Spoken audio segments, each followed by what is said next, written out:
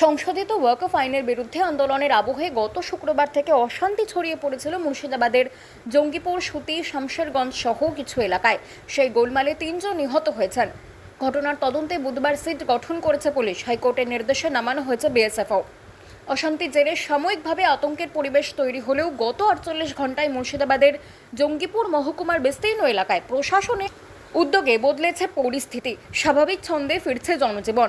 অশান্তি কবলিত এলাকায় জনজীবন স্বাভাবিক করার পাশাপাশি ঘর ছাড়া পরিবারগুলিকে ঘরে ফেরাতে বিশেষ উদ্যোগী হয়েছে প্রশাসন।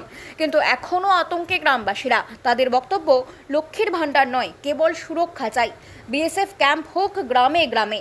দক্ষিণ মালদহ লোকসভার অন্তর্গত এবং মুর্শিদাবাদ জেলার ওই এলাকার পরিস্থিতি বুঝতে এবং ক্ষতিগ্রস্তদের অবস্থা জানতে একই দিনে হাজির হয়েছিল জাতীয় মানবাধিকার কমিশন এবং জাতীয় মহিলা কমিশনের প্রতিনিধি দল।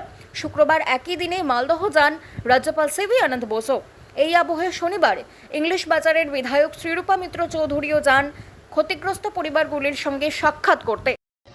আমরা তো জাস্ট ঢুকেছি, এখন রতনপুরে দেখলাম যে ওখানে লোকজন গ্যাদার হয়েছেন, লোকে ভীষণ বিক্ষুব্ধ, সাফার করেছেন, তার জন্য এখানে তারা বিক্ষোভ দেখাচ্ছেন এবং আমাদের সঙ্গে দেখা করার চেষ্টা করলেন।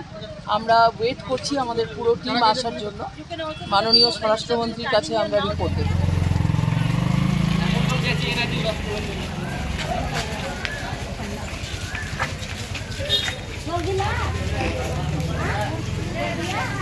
বাংলা খবর, আপনার রাজনীতি, আপনার আওয়াজ।